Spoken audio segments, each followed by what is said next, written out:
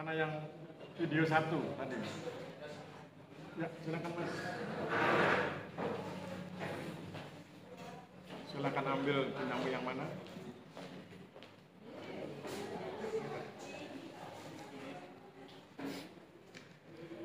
Ya, silakan.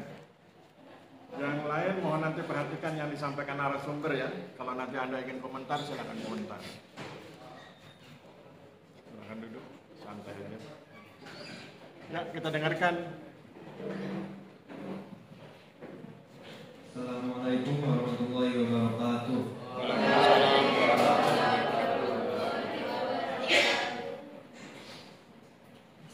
Ya, ambil duduk santai. Perkenalkan, nama saya Ilyas Kurnia Eka Diansyah. Utusan? Saya Pak. Gak apa-apa. SMA-nya di mana? Kabupaten apa? Saya dari Klaten. Oh, Sekolah saya. ya. Klaten dekat ya? Iya. Dekat Jogja. Oke. Sekolah saya dari SMA 3 Klaten. Siap. Ya. Sebelum kita membahas mengenai video 1 terkait penjelasan mengenai buku relasi kuasa dan strategi pertanahan di Desa Prigelan, saya di sini akan menjelaskan hak dan kewajiban warga negara. Terlebih dahulu, hak dan kewajiban adalah dua hal penting dalam kehidupan masyarakat dan bernegara. Warga negara sendiri adalah penduduk sebuah negara berdasarkan keturunan, tempat kelahiran dan sebagainya yang mempunyai kewajiban dan hak penuh sebagai seorang warga dari negara itu. Hak warga negara bisa diartikan sebagai semua hal yang diperoleh atau didapatkan seorang warga negara baik dalam bentuk kewenangan maupun kekuasaan. Sementara itu, kewajiban ialah hal-hal yang wajib dilakukan sebagai anggota masyarakat. Umumnya, kewajiban merupakan hal yang harus dilakukan agar bisa mendapatkan hak kita. Oke? Pembahasan terkait poin penting yang relevan dengan hak dan kewajiban warga negara yang dijelaskan dalam beberapa jenis buku di bawah ini. Yang pertama, terkait video pertama yaitu tentang relasi kuasa dalam strategi pertanahan di Desa Prigelan. Di sini saya mengambil 5 poin. Yang pertama yaitu penyediaan hak terhadap atas tanah seluas 60 ubin bagi petani yang tidak memiliki lahan. Penyediaan tersebut berguna bagi petani yang tidak memiliki lahan. Hal tersebut berarti bahwa semua manusia berhak untuk mendapatkan haknya berupa pekerjaan dan kehidupan yang layak. Hal tersebut sesuai dengan pasal 27 ayat 2 UUD Republik Negara Indonesia Republik Indonesia 1945 yang berbunyi, tiap-tiap warga negara berhak atas pekerjaan dan kehidupan yang layak bagi manusia. Yang poin kedua yaitu penyerahan hak garap atas tanah seluas 1/6 sawah yang dimilikinya pada kepala pemerintahan desa. Hal tersebut berarti petani yang memiliki tanah persawahan yang banyak atau berlebih berhak menyerahkan 1/6 bagian tanahnya kepada kepala desa untuk dikelola agar pemilik tanah tidak kewalahan dalam mengurus tanahnya. Oke, lanjut ke poin ketiga yaitu pelarangan menjual bidang tanah di Desa Prigelan kepada orang-orang yang bukan penduduk asli. Hal tersebut berguna untuk meningkatkan kesejahteraan penduduk asli dari pedesaan tersebut sehingga hak-hak dari warga desa tersebut akan terpenuhi serta untuk menunjang terkait kehidupan di berbagai lingkup masyarakat desa. Selain itu, hal tersebut juga sebagai bentuk kewajiban bagi pemilik tanah yaitu untuk menaati peraturan desa nomor 144/04/2013. Poin keempat, pemerintah desa mereduksi kemiskinan juga mencegah keberlangsungan sosial dan ekonomi pada petani, khususnya petani yang tidak memiliki tanah sawah. Hal tersebut merupakan usaha dari pemerintah desa untuk menyetarakan hak-hak warga desa untuk mengurangi kemiskinan. Yang poin terakhir yaitu poin kelima, memberi daya guna atau kesempatan pada generasi selanjutnya. Hal tersebut berguna untuk memberi peluang kepada keturunan kita terkait ketersediaan lahan yang akan digunakan di masa depan. Oke, sekian penjelasan dari saya terkait poin-poin yang relevan dengan video pertama. Apakah ada tanggapan? Makan saya. Ya, kan moderatornya saya ya. Oke, jadi yang bersangkutan sudah menyampaikan pandangannya tentang buku pertama, tentang video 1. Video 1 itu membahas buku yang judulnya Relasi Kuasa dalam Strategi Pertanahan di Desa Prigelan, itu judul bukunya. Ada fotonya juga di bawah di WA Group itu. Kemudian sebelum Anda semua berkomentar, saya ingin mengingatkan bahwa kita bicara tentang hak dan kewajiban warga negara. Kalau bicara tentang hak, ada beberapa hak yang saya pikir penting. Pertama tentang hak asasi manusia, kedua tentang hak politik, ketiga hak sosial dan ekonomi, keempat hak hukum. Nanti masing-masing itu dijelaskan secara detail ya. Kemudian bicara tentang kewajiban, pertama ada wajib memiliki tanggung jawab terhadap negara, nanti di dalamnya termasuk wajib mentaati hukum. Kemudian ada lagi wajib berpartisipasi dalam proses demokrasi.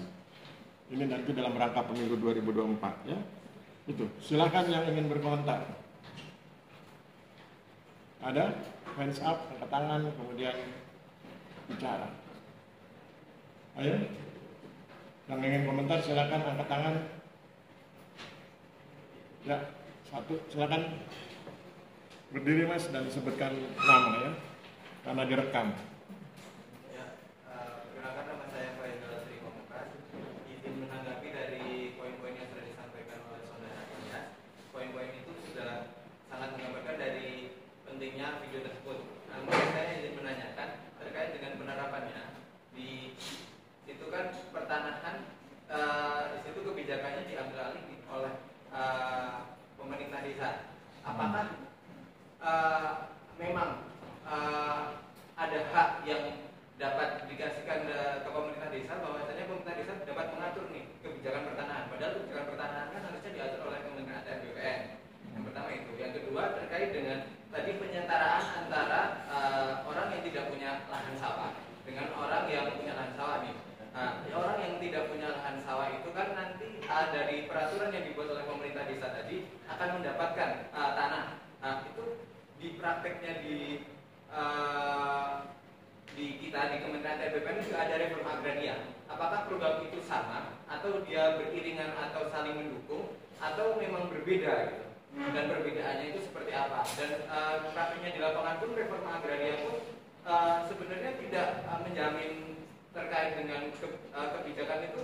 Masyarakat juga mencari tanahnya sendiri, tidak tanahnya diberikan oleh pemerintah desa ataupun dari Kementerian ATR BPN. Terus tanggapannya seperti apa terkait dengan terkait dengan realita di lapangannya gitu? Oke, terima kasih. Silakan Mas. Itu pertanyaannya untuk S1. Jadi kalau nanti Anda ujian skripsi, kira-kira begitulah pertanyaannya. Ya. Ini sekarang beliau latihan. Ayo Mas, jawab semampunya, nanti saya bersoalkan. Ini bagus ya. Aplaus buat beliau ya. Ya Mas, jawab semampunya aja. Ya. Yang pertama, apa betul pemerintah desa berwenang ya mengatur tanah? Silakan. Oke, saya jawab semampunya saya yang saya tahu saja. Oke, dalam pemerintah desa mengatur mengenai pertanahan, mungkin itu sudah diberi kewenangan dari Kementerian ATR BPN mengenai mengurusi hak-hak atas tanah dari warga tersebut. Terus kan dalam lingkup desa tersebut harus diatur di dalam pemerintahan desa juga kan. Jadinya ya itu ada kewenangan dari Kementerian ATR BPN terkait di pemerintahan desa untuk mengurusi segala jenis masyarakat, permasalahan tanah di masyarakat desa tersebut. Terima kasih. Oke, itu yang satu. Yang nanti saya lurus, saya lengkapi. Yang kedua, apakah ada hubungannya dengan reforma agraria ya? Tadi begitu ya. Apakah fenomena itu yang kau bilang bagi-bagi tanah itu ada hubungannya dengan reforma agraria? Kamu tahu reforma agraria nggak? Jangan-jangan kau belum tahu. Nanti ketemu saya di mata kuliah reforma agraria ya di semester 4. Tapi sekarang kita semampu dia aja, setahu dia. Reforma agraria itu apa? Ada hubungannya nggak dengan fenomena yang terjadi di desa Prigelan itu ya? Boleh searching? Boleh searching. Ya, searching aja.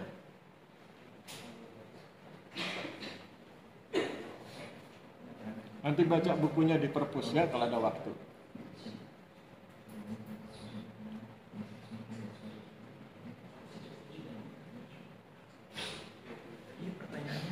Reforma agraria, ada hubungannya nggak reforma agraria dengan fenomena di desa Prigelan yang kamu bilang dapat 60 ubin itu? Oh iya. Ya. Menurut saya yang saya riset sendiri dari webnya unja.ac.id Karena tujuan reforma agraria sendiri itu menolong rakyat kecil mewujudkan keadilan dan meniadakan atau setidaknya mengurangi ketidakmerataan. Sedangkan yang tadi pembagian tanah secara merata dari pemerintah desa itu termasuk ya masuklah dalam kategori reforma agraria.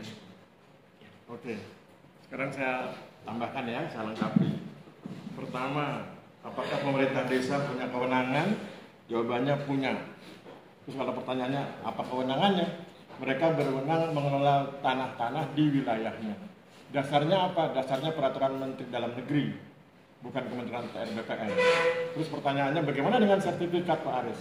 Sertifikat yang menerbitkan BPN, tetapi nanti ketika dia menerbitkan sertifikat, dasarnya adalah surat-surat keterangan yang dibuat oleh pemerintah desa. Di situ pentingnya pemerintah desa.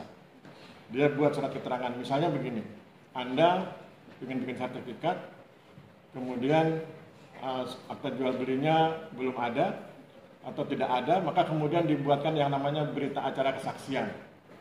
Berita acara kesaksian, tetangga batas menyaksikan bahwa itu bidang tanah betul-betul milik Anda, maka kemudian itu nanti dilegalisir, di ACC, disahkan oleh pemerintah desa.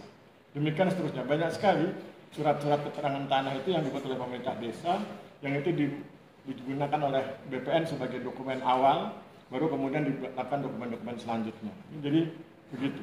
Jadi pemerintah desa berwenang. Nah kemudian kalau dalam kasus perigelan, mereka punya kewenangan yang cukup banyak. Misalnya begini, dari mulai penguasaan tanah. Jadi Anda harus bisa bedakan mana penguasaan tanah, pemilikan, penggunaan, dan pemanfaatan tanah. Penguasaan tanah itu artinya orang menggarap tanah, menguasai tanah meskipun bukan pemiliknya. Nah dalam hal penguasaan tanah, maka pemerintah desa perigelan itu punya kebijakan agar semua orang bisa menguasai tanah dalam rangka produktivitas pertanian. Oleh sebab itu kemudian diambil kebijakan mereka yang tidak memiliki tanah, kan Anda sudah punya rumus, kalau tidak memiliki tanah berarti nggak bisa garap tanah, maka dibuat rumus. Mereka yang tidak memiliki tanah nanti akan mendapatkan tanah. Bagaimana caranya? Mereka yang memiliki tanah seluas, saya lupa luasnya, itu sekitar 250 ubin begitu, mereka harus menyerahkan sebagian tanahnya, kemudian nanti dikumpulkan di desa, dikumpulkan dalam artian administrasi angkanya ya. Karena kan yang dikumpulkan, yang di lapangan kan tanahnya kan bentuknya hamparan, nggak bisa diambil dikumpulkan di desa. Kalau diambil di desa bentuknya ada 20 kresek, 20 pot, bukan gitu ya. Tapi dikumpulkan dalam artian angka statistiknya. Si A menyumbang berapa ubin, si B menyumbang berapa ubin ya, dalam rangka membantu yang tidak punya tanah. Satu ubin itu 14 meter persegi. Maka kemudian nanti yang tidak punya tanah, satu kepala keluarga mendapat 60 ubin. Ditentukan 60 ubin kamu di lokasi sana, 60 ubin kamu di sini, dan seterusnya. Nah itu namanya kebijakan itu disebut land reform lokal. Pertanyaannya tadi kita langsung loncat ke pertanyaan kedua, apa hubungannya dengan reforma agraria? Reforma agraria itu belum lama ini. Land reform, sekarang land reform nasional itu baru ada tahun 1960. Sedangkan land reform lokal itu sudah ada sejak tahun 1947. Jadi 2 tahun sesudah merdeka, para kepala desa terutama di Jawa Tengah, terutama di Purworejo dan khususnya di Kecamatan Pituruh, itu sudah bikin kebijakan dalam rangka mencegah konflik antara yang punya tanah dengan yang tidak punya tanah. Yang tidak punya tanah dapat kalau di perigelan 60 ubin, kalau di mana lagi itu di Pucung, di Ngandagan dapat 45 ubin. Kemudian satu lagi saya di Desa Karanganyar, maksudnya di Kecamatan Pituruh, dapat 90 ubin. Itu kebijakan lokal, kebijakan pemerintah desa. Jadi kebijakan itu tidak ada hubungannya dengan reforma agraria karena itu sudah ada sejak awal, sejak tahun 1947, dan itu terpelihara sampai sekarang. Nanti Anda baca bukunya, banyak sekali keluarga-keluarga yang terbantu dengan itu. Ya, jadi dapat penghasilan, tadinya nggak punya tanah, bisa punya tanah, meskipun yang mereka punyai itu haknya adalah hak garap, bukan hak milik. Jadi mereka nggak boleh jual, mereka hanya boleh menggarap, nanti hasilnya itu untuk mereka, untuk kebutuhan hidup mereka. Kemudian si pemilik tanah tetap memiliki tanah itu, meskipun yang menggarap orang lain yang akhirnya diambil oleh yang bersangkutan, tetapi kemudian nanti ada kompensasinya. Kompensasinya adalah mereka yang mendapatkan hak garap itu punya kewajiban kerja bakti dan jaga malam. Jadi ada sekitar sekian keluarga itu, ada sekitar 70-an kepala keluarga itu punya kewajiban kerja bakti dan jaga malam. Sedangkan yang pemilik tanah tidak punya kewajiban itu. Tetapi Anda harus paham bahwa masyarakat desa itu kan rukun. Jadi meskipun dia nggak punya kewajiban kerja bakti, kalau kerja bakti datang yang pemilik tanahnya itu bersama-sama dengan yang menggarap tanahnya. Karena mereka ingin sama-sama gembira makan nasi sama-sama di kebun, di ladang, di pinggir jalan, di sawah gitu ya. Itu suasana desanya seperti itu. Nah itu tahun 1947 dan itu kewenangannya ada di situ. Jadi Desa Perigelan itu punya kebijakan tentang penguasaan tanah. Dalam hal ini mereka yang tidak punya tanah dibantu oleh yang punya tanah, dikasih hak garap seluas 60 ubin. Itu penguasaan tanah. Pemilikan tanah lain lagi ceritanya. Pemilikan tanah, pemerintah Desa Perigelan punya kebijakan bahwa tanah di desa itu tidak boleh dijual kepada pihak luar. Itu memang menimbulkan kontroversi, tetapi selama ini belum ada konflik yang muncul. Artinya orang-orang di luar daerah itu belum ada yang demonstrasi kemudian menuntut diizinkan beli tanah di situ. Karena ketentuan itu hanya mengikat masyarakat di dalam. Jadi kepala desanya itu ngasih nasihatnya begini ke rakyatnya. Kalau nanti Bapak Ibu sekalian butuh uang dan untuk itu harus menjual tanah, jangan dijual ke orang lain. Jual ke warga Perigelan. Sehingga tanahnya tidak lepas ke tanah ke orang lain. Itu kebijakan tentang pemilikan tanah. Yang kedua tentang penggunaan tanah. Penggunaan tanah itu kebijakannya adalah mempertahankan sawah. Jadi mereka berusaha agar sawah itu tidak diubah jadi bangunan. Anda lihat ya di Sleman itu, di sekitar STPN ini kan dulunya sawah. Sekarang kan jadi bangunan. Nah di Perigelan nggak boleh. Sawah tetap sawah, kalau pengen bikin bangunan di lokasi pemukiman. Jadi mempertahankan persawahan. Itu dari segi penggunaan. Dari segi pemanfaatan, maka sawah itu diizinkan untuk menanam 2 jenis tanaman. Tentu dengan waktu yang tertentu ya, padi dan kedelai. Kedelai itu nanti bibitnya dari Dinas Pertanian Kabupaten Purworejo gratis. Jadi itu kebijakannya, penguasaan, pemilikan, penggunaan, pemanfaatan tanah. Penguasaan yang tidak punya tanah dikasih tanah, pemilikan tanah tidak boleh dijual kepada orang lain, penggunaan tanah itu dipertahankan untuk sawah yang sudah jadi sawah, yang lain tetap itu yang seperti sawah abadi itu ya, kebijakannya mirip itu. Kemudian pemanfaatan tanahnya adalah untuk padi dan kedelai. Itu yang kemudian berlaku di Desa Perigelan. Dan kalau kemudian ditanya apakah itu ada hubungannya dengan reforma agraria belum. Reforma agraria itu baru muncul tahun 2004. Reforma agraria baru muncul tahun 2004, Land Reform Nasional baru muncul tahun 1960, sedangkan itu sejak 1947.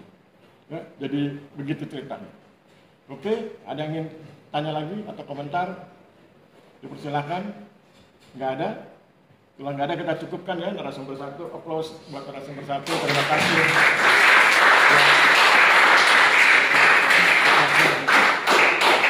Terima kasih Klaten, silakan duduk. Yang narasumber 2, silakan.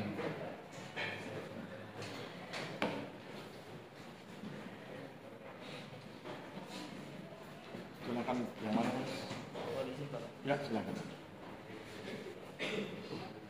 Rapi.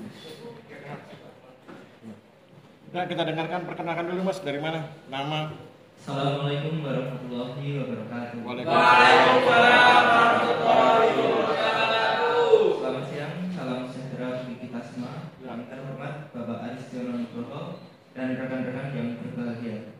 Perkenalkan, saya Satrio Pinandika Sakti dengan NIT 233245888.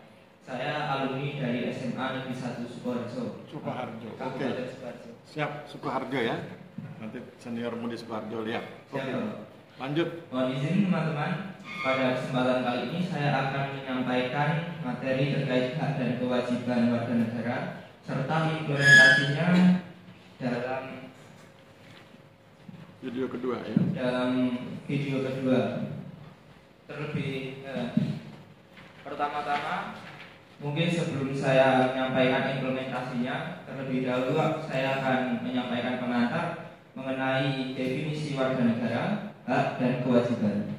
Menurut pasal 26 ayat 1 Undang-Undang Negara Republik Indonesia tahun 1945, warga negara adalah orang-orang bangsa Indonesia asli dan orang-orang bangsa lain yang disahkan dengan undang-undang sebagai warga negara. Sebagai warga negara, kita memiliki hak dan kewajiban yang melekat pada setiap individu. Hak-hak warga negara adalah hak-hak dasar yang melekat pada setiap individu berdasarkan status kewarganegaraannya. Sementara kewajiban warga negara adalah segala sesuatu yang harus dilaksanakan oleh warga negara dalam rangka pengabdian terhadap bangsa dan negaranya. Pelaksanaan hak dan kewajiban warga negara khususnya dalam bidang pertanahan ini dapat kita lihat, dapat kita analisis implementasinya dalam buku karya Bapak Arsio Nugroho yang berjudul Restorasi Peran Aktor Pertanahan di Kabupaten Ponorogo. Di dalamnya terdapat 5 poin penting mengenai hak dan kewajiban. Yang pertama, 1. Warga mendapat jaminan hukum sertifikasi pertanahan. Perlu diketahui bahwasanya jaminan hukum merupakan hak dasar bagi warga negara. Jaminan kepastian hukum secara umum diatur dalam pasal 28 ayat 1. Sedangkan jaminan kepastian hukum di bidang pertanahan itu diatur secara khusus dalam pasal 9 ayat 2 Undang-Undang Nomor 5 Tahun 1960 atau kita biasa mengenalnya dengan Undang-Undang Pokok Agraria. Yang kedua, masyarakat berhak mendapat pelayanan yang baik atas tanah. Lembaga pertanahan wajib memberikan pelayanan yang mampu menyelesaikan masalah-masalah pertanahan warga negara. Sebab apa? Sebab warga negara mempunyai kesempatan untuk mendapat pelayanan yang baik dan berkualitas sesuai dengan asas dan tujuan pelayanan itu sendiri. Kemudian kewajiban warga negara, khususnya di Kabupaten Ponorogo, masyarakat harus memiliki antusias yang tinggi dan mendukung program sertifikasi tanah. BPN Ponorogo telah berhasil menerbitkan sebanyak 410 sertifikat di Desa Polorejo pada bulan Agustus 2017. Tentu saja keberhasilan BPN dalam sertifikasi tanah ini tidak lepas dari kewajiban warga negara, yaitu dengan mendukung realisasi kebijakan pemerintah. Keempat, turunnya angka kemiskinan melalui program sertifikasi tanah. Masyarakat berhak mendapat pemberdayaan dari pemerintah untuk meningkatkan taraf hidupnya. Hal ini menjadi hak warga negara dan kewajiban pemerintah dalam mewujudkan amanat pembukaan Undang-Undang Dasar tahun 1945 yang berbunyi memajukan kesejahteraan umum. Selanjutnya, poin yang terakhir, petani menjadi lebih semangat untuk memenuhi kebutuhan hidupnya karena mendapat kepastian hukum atas tanahnya. Masyarakat harus mengupayakan kesejahteraan bagi kehidupannya, terlebih setelah mendapat dorongan bantuan dari pemerintah.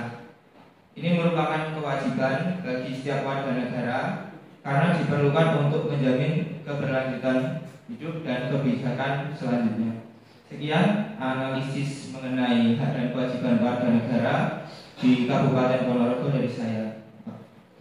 Oke, silakan komentar. Siapa yang sudah baca bukunya? Kalau nonton videonya kan sudah ya, wajib gitu ya. Yang sudah baca bukunya siapa?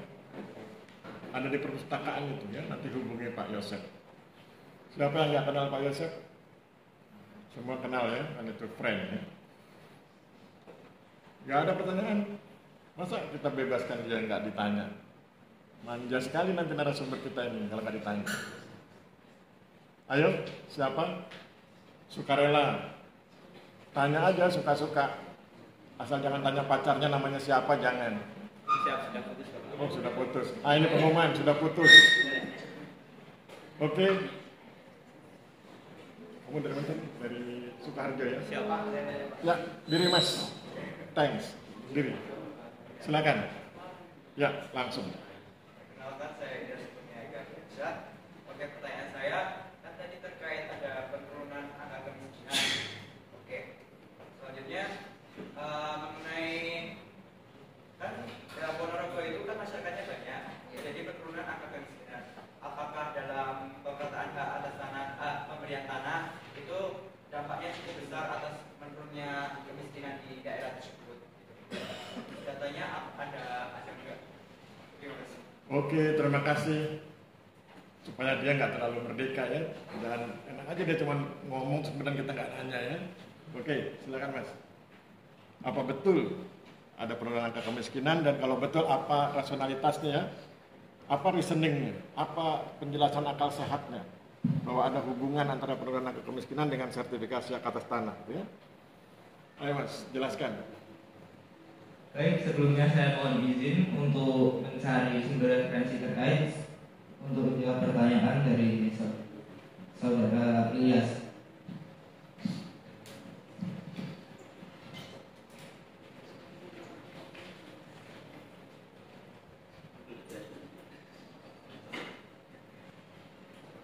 Tadi, mohon maaf, pertanyaannya hubungan pemberian tanah terhadap penurunan kemiskinan, ya?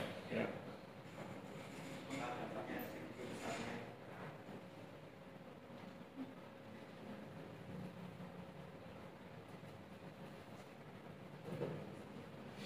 Kalau ada yang ngantuk, keluar aja izin cuci muka. Saya izinkan.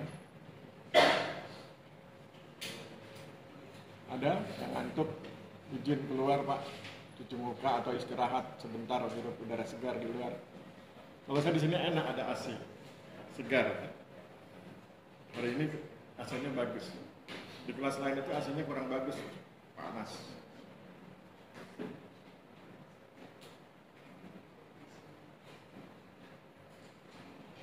Ada yang belum makan siang? Kalau belum makan siang, kita berdoa supaya cepat selesai kuliahnya, ya. Sudah dapat? Belum dapat, Pak. Aduh, Malah mati, HP-nya habis. hapus. Ayo, pakai logikamu aja. Logika, mainkan logika. Nanti kalau ujian gitu ya, kalau ujian Anda blank, mainkan logika. Baik, secara logika bahwa pemberian tanah terhadap masyarakat itu mampu meningkatkan taraf ekonomi masyarakat asalkan pemberian tanah tersebut tepat pada target yang dituju. Misalnya seperti ini, ada masyarakat yang miskin, dia belum memiliki pekerjaan yang tetap. Kemudian kita sebagai pemerintah memberikan hak tanah untuk dikelola. Tentu saja hal itu akan menciptakan lapangan pekerjaan yang baru bagi orang tersebut. Dengan dia memiliki lapangan pekerjaan yang baru dan tetap, memungkinkan dia untuk memperoleh pendapatan yang lebih daripada penghasilannya yang sebelumnya. Yang pasti, program pemberian tanah ini akan membawa dampak positif apabila diserahkan pada sasaran yang tepat. Untuk datanya saya belum bisa memberikan karena keterbatasan alat komunikasi saya. Sekian, terima kasih. Jadi yang ditanyakan beliau adalah rasionalitas, reasoning, alasan akal sehatnya yang menyatakan bahwa kalau diberi sertifikat angka kemiskinannya menurun gitu kan? Nah, pertama saya ingin ceritakan dulu sebelum sampai ke situ. Saya ingin cerita bahwa perhatikan judulnya bukunya ya. Judul bukunya itu kan Restorasi Peran Aktor Pertanahan. Perhatikan kata restorasi. Restorasi itu artinya pemulihan. Pemulihan apa? Pemulihan peran. Peran siapa? Peran aktor pertanahan. Siapa aktor pertanahan? Aktor pertanahan yang dimaksud di sini adalah perangkat desa. Kan perangkat desa itu bagian dari pelaku pertanahan selain orang-orang BPN. Jadi yang direstorasi adalah peran aktor pertanahan. Kenapa mereka perlu direstorasi? Kenapa perlu dipulihkan? Karena ada hal yang unik di desa. Ini kan nama desanya Polorejo ya.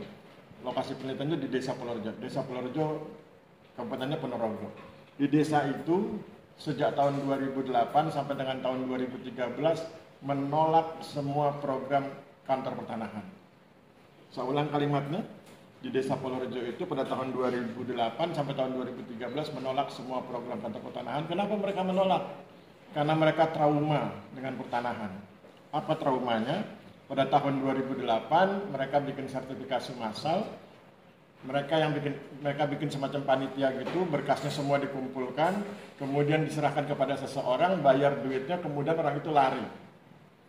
Anda bisa bayangkan ya, semua surat tanahnya diserahkan pada seseorang, kemudian diserahkan juga uangnya sebagai biaya pensertifikatan, orang yang dipercaya itu hilang bersama-sama dengan berkasnya. Maka kan masyarakat trauma. Karena trauma, uniknya adalah masyarakat nggak tahu kalau itu kan tindakan orang oknum ya. Bukan tindakan BPN, bukan tindakan kantor, dan orang itu bukan orang BPN. Tetapi masyarakat itu kemudian menganggap itu tindakan kantah, sehingga kemudian ketika kantah menawarkan sertifikasi massal mereka tolak, prona mereka tolak, apalagi adjudikasi segala macam mereka tolak. Nah, itulah kemudian maka tahun 2014 Kepala Kantor Pertanahan mengambil inisiatif untuk memulihkan, bahasa ilmiah ini disebut restorasi. Kalau Kepala Kantor menyebutnya pemulihan. Memulihkan kepercayaan masyarakat terhadap kantor pertanahan. Caranya bagaimana? Caranya adalah Kepala Kantor dengan stafnya datang berkunjung ke desa itu, ngobrol dengan pemerintah desa dan tokoh-tokoh masyarakat, kemudian Kepala Kantor menjelaskan, ini kesalahannya bukan di kantor pertanahan, kami belum pernah nerima berkasnya, apalagi uang pendaftarannya. Jadi nggak ada berkasnya. Berkas itu dibawa lari oleh orang yang dimintai tolong itu. Berarti kan kesalahannya bukan di BPN, tapi kan masyarakat masih tetap trauma. Maka kemudian solusi berikutnya adalah Kepala Kantor menyarankan agar dibentuk Pokmas, kelompok masyarakat bidang pertanahan. Maka dibentuklah Pokmas. Kemudian Kepala Kantor pulang, kemudian yang bekerja Pokmas. Pokmas ini bekerja menyadarkan masyarakat bahwa itu bukan kesalahan kantor pertanahan, berkas yang hilang bisa direcovery, bisa diperbaiki. Kemudian uang yang hilang memang tidak bisa kembali, tapi masyarakat punya harapan untuk bisa punya sertifikat. Kan yang penting punya sertifikatnya itu. Maka kemudian masyarakat diyakinkan ada sebagian yang percaya, ada sebagian yang belum percaya. Kemudian koordinasi nih antara Pokmas dengan kantor pertanahan. Hasil koordinasinya adalah Kepala Kantor ngambil keputusan. Kalau begitu sekarang saya tawarkan SMS. Sertifikasi massal swadaya sebanyak 30 bidang. Silahkan ini sebagai percontohan. Maka kemudian dilaksanakan sertifikasi massal swadaya sebanyak 30 bidang. Ternyata berhasil. Sampai kemudian terbit sertifikatnya dan 30 bidang itu dimiliki oleh 30 kepala keluarga. Kemudian diadakan semacam upacara kecil di kantor kelurahan, di kantor desa. Kemudian mereka dapat sertifikat. Sesudah itu, tahun berikutnya ketika ditawari prona, mereka ikut, ditawari adjudikasi, mereka ikut, PTSL, mereka lebih ikut. Nah, itu yang saya bilang sebagai restorasi. Nah, kemudian sekarang kita masuk ke pertanyaan yang tadi. Apakah ada hubungannya antara sertifikasi tanah dengan kemiskinan? Di desa Polorejo itu, sebagian masyarakatnya itu pedagang. Ada petani, tapi sebagian pedagang. Meskipun dia bertani, dia berdagang juga. Dan itu butuh modal. Untuk modal dagang itu dibutuhkan dana, gitu ya. Nah, ketika mereka sudah punya sertifikat, maka kemudian bekerja sama dengan pihak BRI, mereka mendapatkan modal, suntikan modal untuk meningkatkan kapasitas perdagangannya. Dapatlah uang sekian rupiah, tergantung negosiasinya, tergantung luas tanahnya. Kemudian modal itu mereka usahakan, kemudian ternyata berhasil, makin besar, dan itu yang kemudian meningkatkan kesejahteraan. Nah, itulah reasoningnya. Itulah alasan logisnya kenapa kemudian sertifikasi tanah bisa menurunkan angka kemiskinan, karena kemudian dia bisa mensejahterakan. Mereka-mereka yang awalnya tidak punya modal dapat modal, ya, dan itu kemudian digunakan untuk modal dagang karena mereka keahliannya itu berdagang. Saya pikir demikian ya, mudah-mudahan bisa menambah pengetahuan. Oke, aplaus buat beliau.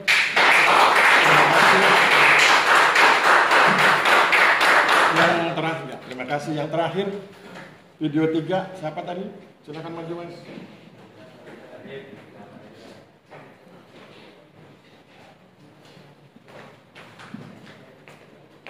Silakan yang mana?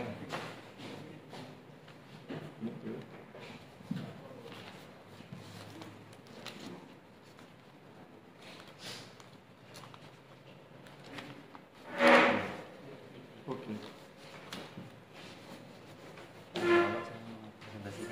Ketiga.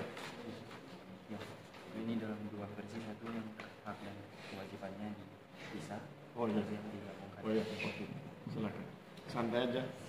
Perkenalkan diri yang pentingnya supaya saya tahu kamu dari mana. Baik. Assalamualaikum warahmatullahi wabarakatuh.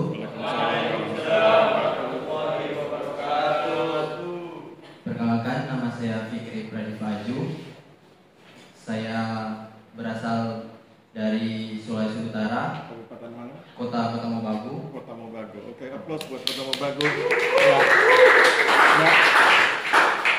Jadi teman-teman kalau belum tahu Kota Mobagu itu dari, kan kebanyakan orang kalau di Sulawesi Utara itu cuma tahunya Kota Manado, Pak.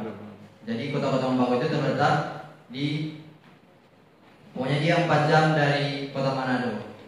Jalan 4 jam dari Kota Manado. Sebelah mananya Manado? Utara, timur, barat, Manado. Orang BPN harus tahu itu utara, timur, barat sebelah mana Manado, mana. Oke, nanti kau pelajari ya, tanya bapakmu itu. Oke, lanjut. Saya alumni dari SMA Negeri 1 Kota Mobagu. Oke, siap. Kota Mobagu ya. Di Lanjut. sini saya akan mempresentasikan hasil analisa saya terkait video 3 yang dipresentasikan oleh Kak Safira Putri Aulia dari Diploma 4 kelas C yang tayang 2 tahun lalu dan ditonton 784 kali. Di dalam buku yang berjudul Tanah Hutan Rakyat, Instrumen Kesejahteraan dan Konservasi di Desa Kalimendong.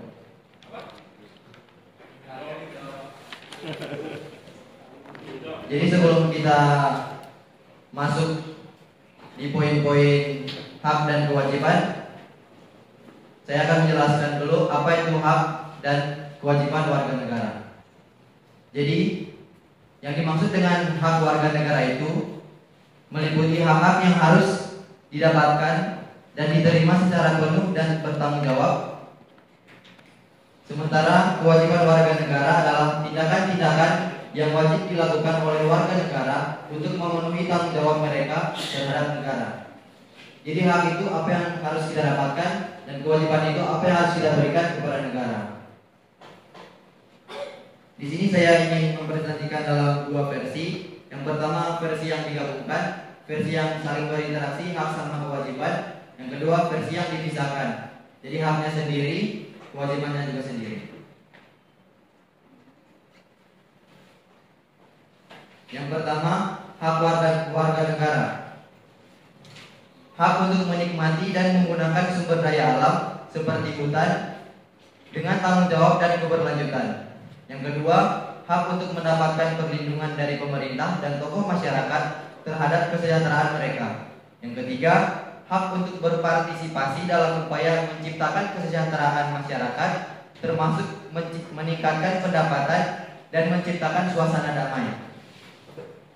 Hak yang keempat yaitu hak untuk menjaga dan melestarikan alam serta kekayaan alam yang ada seperti hutan untuk generasi masa depan.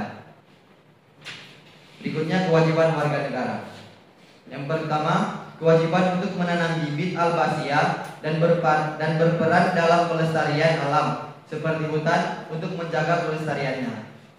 Yang kedua, kewajiban untuk berpartisipasi dalam menciptakan kesejahteraan masyarakat termasuk meningkatkan pendapatan dan menciptakan suasana damai. Yang ketiga, kewajiban untuk tidak melakukan tindakan merusak alam seperti penebangan hutan secara liar yang dapat merugikan lingkungan. Yang keempat, kewajiban untuk mematuhi aspek konservasi dalam mengelola sumber daya alam seperti hutan untuk menjaga keasliannya. Yang terakhir, kewajiban untuk tidak menebang hutan secara liar dan menjaga ekosistem hutan agar tidak terganggu. Berikutnya kita masuk di poin yang telah digabungkan, hak sama kewajibannya. Yang pertama, melestarikan alam. Warga negara memiliki kewajiban untuk menjaga dan melestarikan alam, termasuk sumber daya alam seperti hutan. Hal ini mencakup penanaman bibit albasia dan konservasi sumber daya alam agar tidak rusak. Poin yang kedua yakni partisipasi dalam kesejahteraan masyarakat. Warga negara berperan dalam upaya menciptakan kesejahteraan masyarakat. Ini termasuk upaya seperti meningkatkan pendapatan masyarakat. Yang ketiga, larangan tindakan merusak alam. Warga negara dilarang keras melakukan tindakan merusak alam seperti penebangan hutan secara liar. Ini mencerminkan tanggung jawab warga negara agar tidak merusak lingkungan. Yang keempat, pendidikan dan kesadaran lingkungan. Warga negara memiliki hak untuk mendapatkan pendidikan yang bermanfaat dan juga memiliki kewajiban untuk memahami pentingnya kelestarian lingkungan. Dan yang terakhir, peran dalam pembangunan dan konservasi. Warga negara juga memiliki peran dalam pembangunan dan konservasi lingkungan, termasuk melalui kemitraan antara berbagai pihak seperti asosiasi pemilik hutan rakyat untuk mencapai tujuan kesejahteraan masyarakat dan kelestarian alam. Sudah. Oke. Nah, ada yang ingin komentar? Tadi sudah, perempuan. Diri Mbak, ya, siap. Silakan. Apa nama saya Pak dari Klaten, Jawa Tengah. Klaten, ya. Saya akan menanyakan persoalan tadi kan yang ada kewajiban poin yang diberikan satu ada meningkatkan pendidikan. Meningkatkan pendidikan yang dimaksud ini apakah mengedukasi warga setempat dan bagaimana wujud pengedukasiannya? Lalu bagaimana dengan penerus dari warga tersebut seperti para pemuda dan anak-anak apakah memiliki adil dalam hal konservasi dan jika memiliki adil seperti apa pentingnya? Oke, paham? Saya jelaskan dengan pelan-pelan. Satu persatu maksudnya. Kan ada Edukasi ya. ya, Kata kuncinya edukasi. edukasian kepada warga setempat oleh pemerintah Ya. dalam hal konservasi dan dalam konservasi tersebut dan bagaimana peran para pemuda dan anak-anak. Ya. Saya ulang ya, edukasi. Bagaimana pemerintah mengedukasi masyarakat dalam konteks pendidikan. Kemudian yang berikutnya bagaimana peran pemuda dan anak-anak untuk konservasinya. Ya.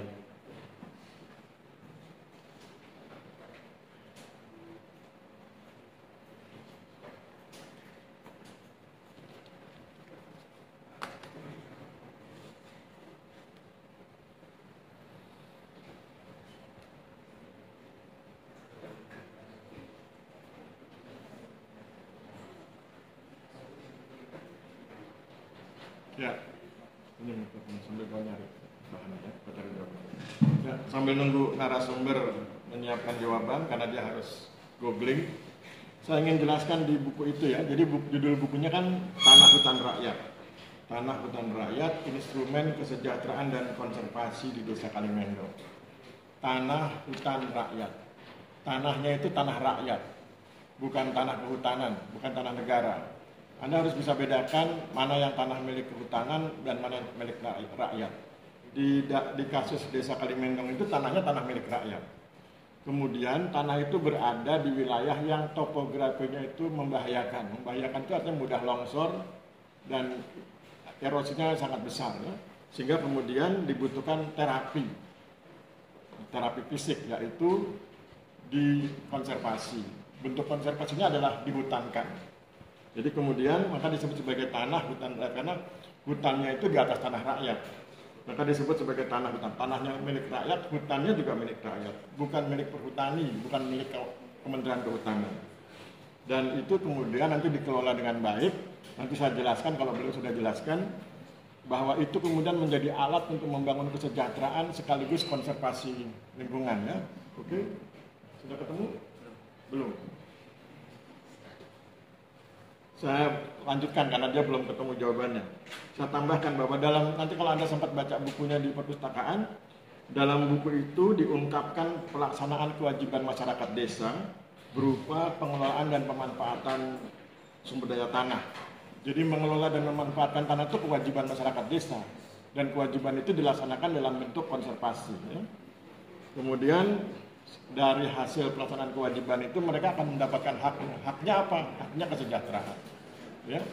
Sehingga kemudian nyambung antara kewajiban dengan kesejahteraan, dengan hak. Sudah? Belum.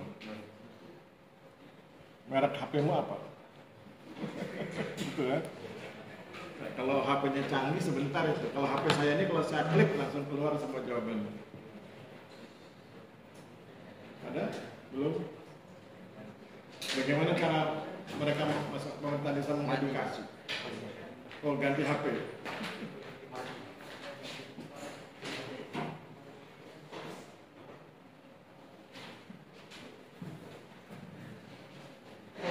Itu HP siapa? Awas ada yang rahasia. Ada yang rahasia nggak? Kalau ada rahasia dikunci ya, jangan lupa kunci pakai password. Nah, itu HP-nya kan canggih, begitu diklik ada jawabannya. Silakan. Jadi tergantung HP-nya ya.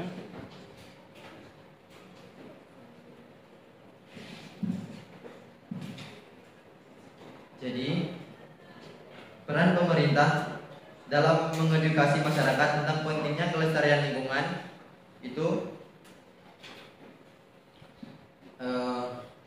bisa dengan cara program pendidikan, yakni mengintegrasikan materi lingkungan dalam kurikulum sekolah, mulai dari tingkat dasar hingga perguruan tinggi. Yang kedua, kampanye kesadaran, mengadakan kampanye publik, seminar, dan lokakarya tentang isu-isu lingkungan seperti perubahan iklim, deforestasi atau limbah plastik untuk meningkatkan kesadaran masyarakat. Yang berikutnya yaitu informasi media sosial, memanfaatkan media sosial dan situs web resmi untuk menyebarkan informasi tentang praktik lingkungan yang berkelanjutan dan mengajak masyarakat berpartisipasi.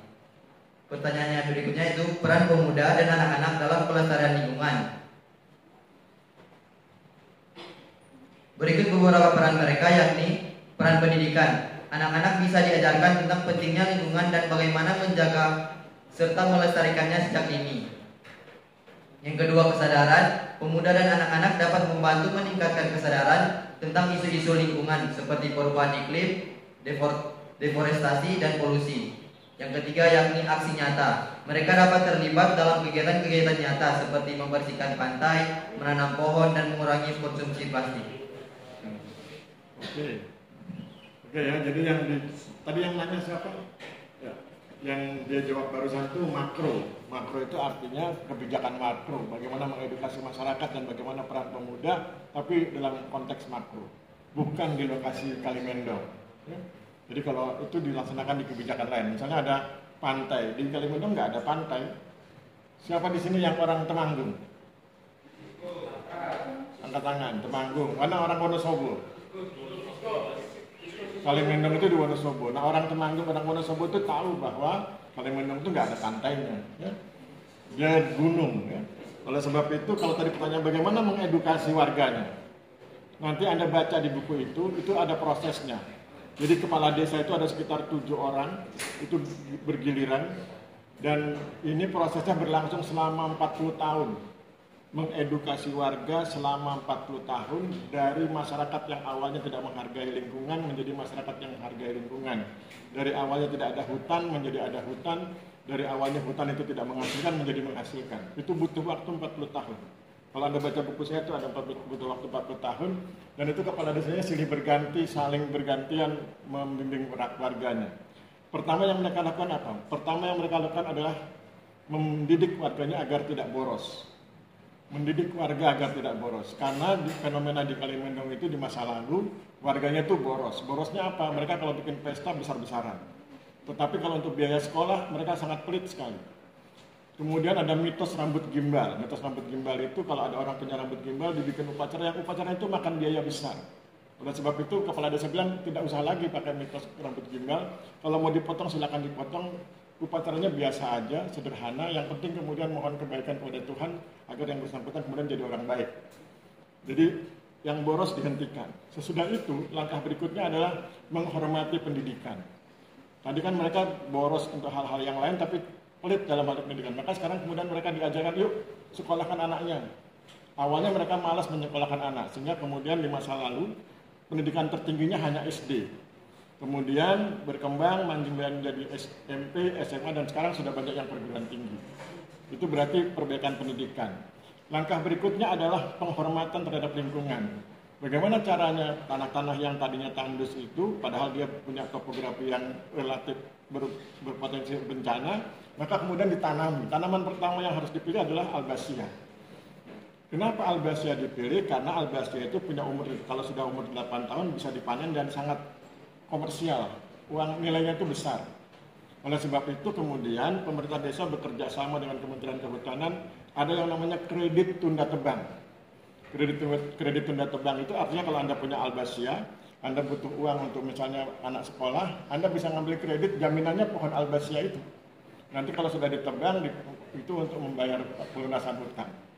Itu namanya kredit tunda tebang. Jadi Anda lihat proses mengedukasinya, mulai dari merubah mindset boros menjadi mindset hemat, merubah dari tidak menghargai pendidikan menjadi menghargai pendidikan, merubah mindset dari tidak menghargai lingkungan menjadi menghargai lingkungan, dan terakhir adalah meningkatkan pendapatan. Dengan cara apa? Di sela-sela pohon albassia itu ditanami salak. Salak itu bisa dipanen setiap saat, sedangkan albassia dipanen per 8 tahun sekali. Jadi itu mengedukasinya seperti itu. Kemudian bagaimana peran pemuda? Peran pemudanya itu nanti dibina, dikelola oleh pemerintah desa dengan mereka diikutsertakan di dalam koperasi. Kemudian ada unsur pemudanya, mereka dilibatkan dalam hal misalnya pengelolaan salak dan peremajaan albassia. Itu peran mereka. Kalau yang anak-anak belum terlalu terlibat, tapi mereka sudah diedukasi tentang pentingnya lingkungan, pentingnya konservasi, pentingnya hutan, pentingnya menjaga wilayah yang dengan topografi yang berlereng curam gitu ya. Itu cukup ya Mbak ya.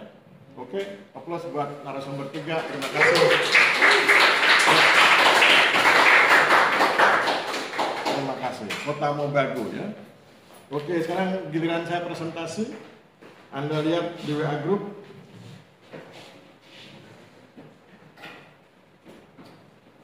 Di WA Group itu ada, saya masukkan PowerPoint pertemuan 2 PPKN hak dan kewajiban warga negara. Silakan dibuka. Sudah ketemu? Judulnya itu Pendidikan Pancasila dan Kewarganegaraan, Pendidikan Kewarganegaraan hak dan kewajiban warga negara ya. Yang pertama ingin saya sampaikan adalah Anda harus bisa membedakan mana penduduk, mana rakyat, dan mana warga negara. Karena itu 3 hal yang berbeda. Penduduk adalah orang-orang yang bertempat tinggal di suatu wilayah negara tertentu dalam kurun waktu tertentu. Jadi kalau ada orang Amerika Serikat berada di Indonesia dalam kurun waktu tertentu, berarti dia penduduk. Penduduk Indonesia, bukan warga negara Indonesia. Kemudian rakyat. Rakyat adalah orang-orang yang berada di bawah suatu pemerintahan tertentu dan tunduk pada pemerintahan tersebut. Kalau ada orang Amerika Serikat tinggal di Bantul, dia tidak tunduk pada pemerintahan Indonesia, tapi kan dia harus tunduk pada ketentuan negara Indonesia. Nah, dia bisa jadi hanya sebagai penduduk, sedangkan yang rakyatnya itu adalah yang orang-orang Indonesia itu ya. Kemudian warga negara adalah anggota suatu negara yang telah membentuk negara. Jadi kalau warga negara ya kita punya lahir di sini, kemudian punya bukti kewarganegaraan ya. Kalau kemudian dia dari luar kemudian mendaftar jadi warga negara. Tapi kalau yang belum itu berarti penduduk. Jadi Anda bedakan antara penduduk dengan warga negara. Penduduk adalah orang-orang yang bertempat tinggal di suatu wilayah negara tertentu dalam kurun waktu tertentu. Garis bawahi kata bertempat tinggal. Kemudian rakyat adalah orang-orang yang berada di suatu pemerintahan tertentu dan tunduk pada pemerintahan tersebut. Garis bawahi kata tunduk. Pengertian pemerintahan tersebut berarti pada ketentuan peraturan perundangannya ya. Kemudian warga negara adalah anggota suatu negara yang telah membentuk negara. Itu bedanya itu. Kemudian mengenai undang-undang kewarganegaraan, Anda bisa baca di slide ketiga itu ya. Baca sendiri aja. Kemudian apa lagi? Kemudian tentang hak warga negara, di sini juga dicantumkan hak warga negara, tapi tadi sudah dibahas oleh narasumber 3, sudah cukup banyak itu. Misalnya ada persamaan kedudukan dalam hukum dan pemerintahan, hak atas pekerjaan, hak dalam upaya pembelaan negara, dan seterusnya. Kemudian ini yang penting tentang hak asasi manusia ya. Hak asasi manusia itu sudah ada undang-undangnya, Undang-Undang Nomor 39 Tahun 1999 yang meliputi 6 poin penting ya. Ada hak asasi pribadi, ada hak asasi ekonomi, hak asasi politik, hak asasi hukum, hak asasi sosial, hak asasi peradilan. Tadi sudah dibahas oleh narasumber 3. Kewajiban warga negara banyak, antara lain menjunjung tinggi nilai-nilai kemanusiaan, menghargai nilai persatuan, dan seterusnya. Nanti Anda baca sendiri. Saya pikir cukup itu presentasi saya. Dan kemudian kalau Anda ingin yang lebih dekat dengan tugas Anda, itu ada di uraian ya. Di WA Group itu saya kasih postingan, tulisan berjudul hak dan kewajiban warga negara. Bentuknya postingan tulisan ya. Misalnya saya tulis sebagai warga negara kita memiliki hak dan kewajiban yang melekat dan seterusnya. Ada hak asasi manusia. Ini misalnya tentang hak, ada hak asasi manusia, hak politik, hak sosial ekonomi, hak hukum, kemudian ada kewajiban dan lain-lain. Jadi Anda bisa baca 2 itu.